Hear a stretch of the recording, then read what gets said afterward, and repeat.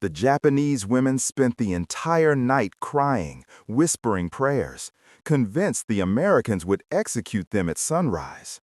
But when the soldiers arrived, what they carried in their hands completely shattered every belief these prisoners ever had about their enemy.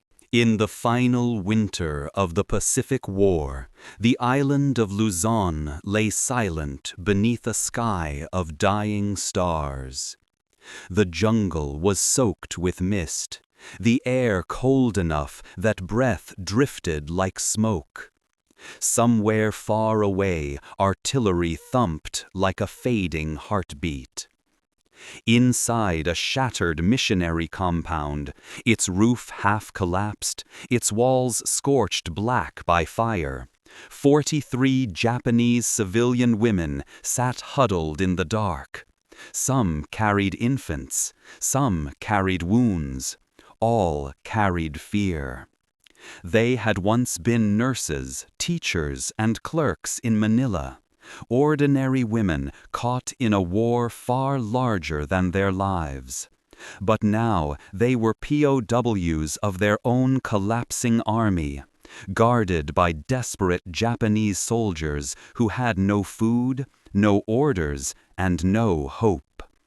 Rumors had crawled through the camp like snakes in the grass. The Americans are close. We cannot let prisoners fall into enemy hands. We must follow the honor code. The women knew what that meant. They whispered it in trembling voices.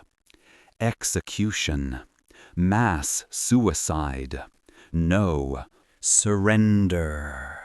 And so they waited, kneeling on cold floors, holding their children close, praying to gods who felt very far away. Among them was Keiko Tanaka, a 26-year-old schoolteacher from Yokohama with bright, intelligent eyes and hands that never stopped shaking. She had come to the Philippines 2 years earlier, full of patriotism and hope. Now those dreams were ashes.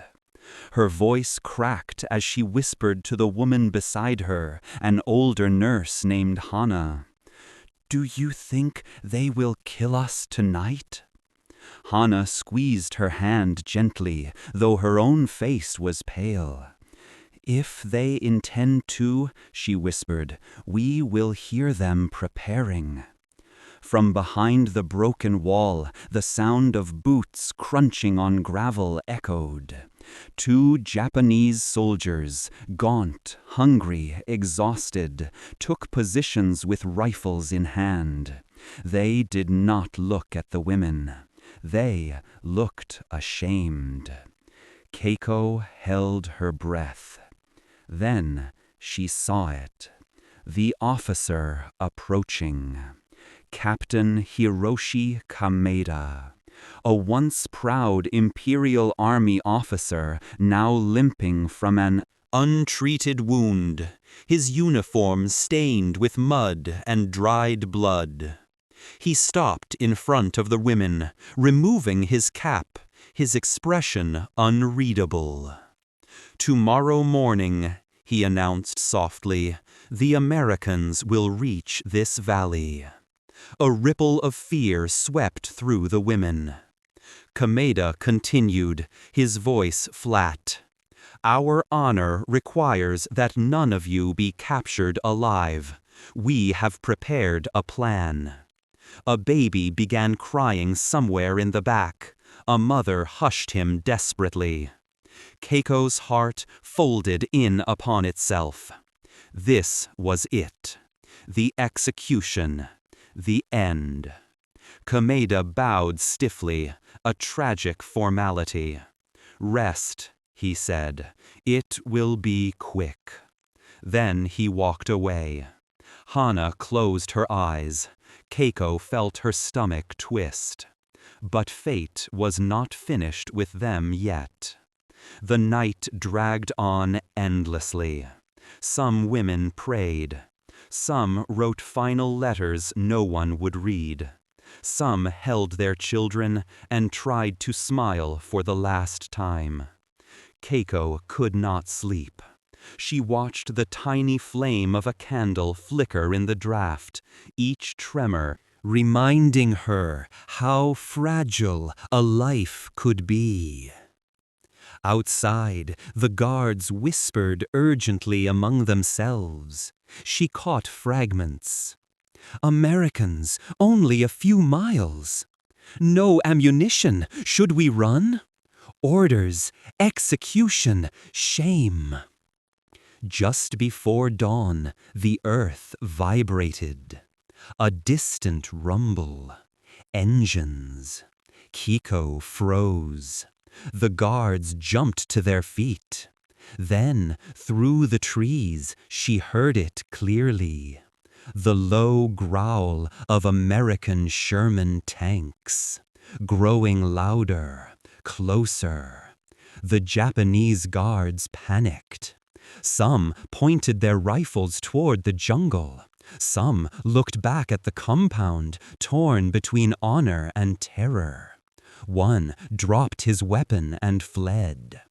Captain Kameda appeared again, breathing hard. He shouted, "Prepare the prisoners, now!" The women cried out in terror. Keiko clutched Hana. "No, please, no!" But something strange happened. Several Japanese soldiers refused. One threw down his weapon. Another shook his head, tears streaming down his face. "We cannot," he cried. "They are civilians." Kameda struck, but the resistance had begun. The ground shook again, this time louder, making dust fall from the rafters. And then the moment arrived. American tanks crashed through the tree line like metal beasts tearing into a nightmare.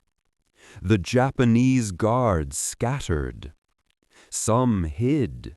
Some fled. Some knelt, stunned by the suddenness of it all. The execution never happened.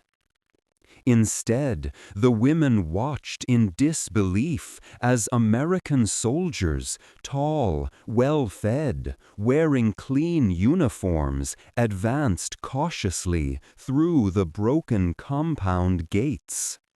For the first time in months, hope entered the room. The lead American soldier raised his hand. "Hold fire! Civilians, lots of them!" His voice was deep, shocked, but gentle. Behind him moved a platoon of men from the U.S. 6th Infantry Division, each one scanning the area for danger. Their boots kicked up dust as they moved with practiced confidence. Keiko stared at them in disbelief. She had grown up hearing that Americans were monsters, giants who killed without mercy. But these soldiers looked human, tired, concerned. One approached slowly, lowering his rifle. He was tall, easily the tallest man Keiko had ever seen, with sandy hair and blue eyes softened by pity. His name tag read H. Walker. He spoke slowly, as if afraid a loud voice might break them. "You're safe now. You're going to be okay." For a moment, no woman moved. They were frozen, shocked, starved, frightened. Keiko felt her throat tighten. She wanted to believe him, but her body shook uncontrollably. Walker noticed. He removed his helmet. Kneeling so he wouldn't tower over her, he said, "No one is going to hurt you, not ever again." Something inside her cracked. A sob escaped before she could stop it. The American soldier hesitated, then carefully wrapped a blanket around her shoulders. The warmth hit her like a memory of home. Then another soldier shouted, "Lieutenant, we've got wounded here, and kids." The Americans rushed forward. Not with weapons, but with water, blankets, medical kits. It was the first act of kindness the women had seen in over a year. Inside the compound, as medics treated wounds and soldiers tended fires, the women sat in stunned silence. Then the strangest thing happened. American cooks from the support unit arrived, carrying steel containers. Walker grinned at Keiko. "You haven't eaten, have you?" He opened a container. A wave of warmth and aroma rolled out. Real food, eggs, oatmeal, fresh bread. He handed her a tin plate. Keiko stared at it, confused. "Breakfast," he said, "for all of you."